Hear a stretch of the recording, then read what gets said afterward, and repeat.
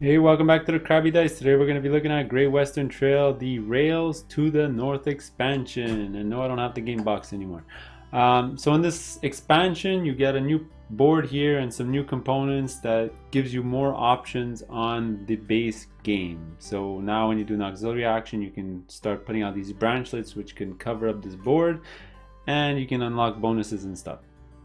So this video is just going to be the rules and setup. I'll go through it very quick. Before I get started, please like, subscribe, comment on my videos below. Let's just get started. Alright, welcome to the expansion setup. So everything on the main board is set up exactly like you would on the base game. Nothing changes, alright?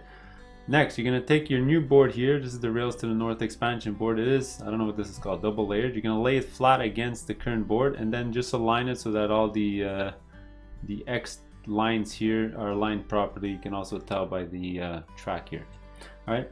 Next, we do have a bunch more master tile tokens here. Just shuffle them all together and place them where you would normally play them in the base game. But there are two more spots on the expansion board here. One right over here, one right over here. Now for the rest, very important, don't add them to the box. You're gonna leave them face up on the side of the board over here, because we're gonna talk about it in the rules, but if you make a delivery here, you get to take one of these tokens. Next, you have these blue chits here for the medium buildings. I left one over there, but you'll turn one over and you'll just put one on each of these spots. And that's basically it for the game board. Let's go to our player board and we'll see some things that have changed. So you're gonna give everybody one of these exchange tokens. I did forget to mention, just lay those out near the game board, probably near the money.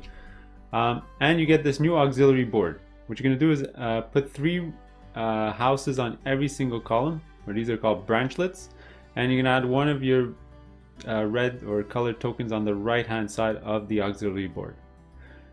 We do have two brand new buildings. Don't forget that at the beginning of the game, shuffle them front or back and just tell every player which side you're going to be playing on. You can put those into your regular stack of building tiles, and that's about it for the setup. It's pretty simple. Let's go to the rules. Alright, for the rules, there's only one base mechanic that's changed. That's the new auxiliary actions, right? So the base game plays exactly the same. You'll do exactly building, buying cows, building buildings, moving your train, just as normal. The only thing to really talk about is this new auxiliary board, and we have to talk about this new branchlet action here. So what this action allows you to do is, first you do need to discard a level 2 cow, any color, and you get to put a branchlet, so which one, these things are called branchlets, out on the game board. So the way this works is you'll take a branchlet and you'll add it to the top section of the board up here.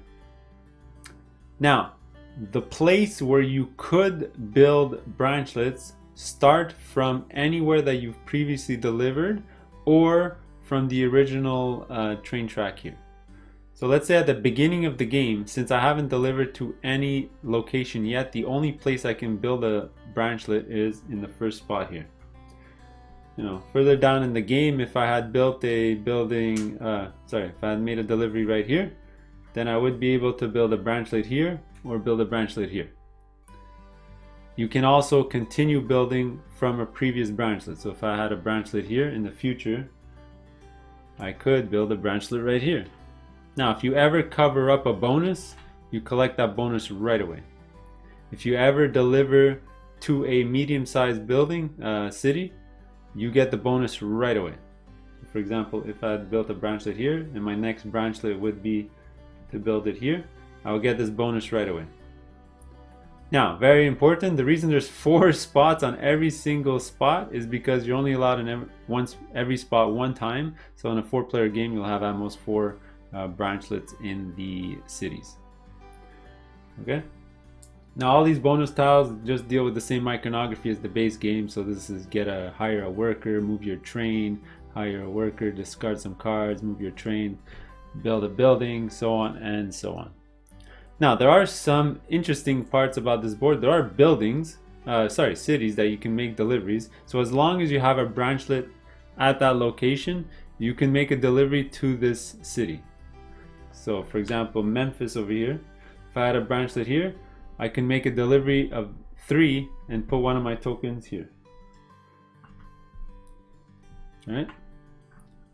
Same rules as the base game. You can only deliver to each city one time. So once I've delivered to Memphis or Denver or Milwaukee, I can't deliver there again. All right. All right, let's talk about New York City. As I mentioned in the setup, if you do make a delivery to New York City, you'll actually look at all these tiles that are on the right hand side of the board and take one. All right, that's a nice way to get points.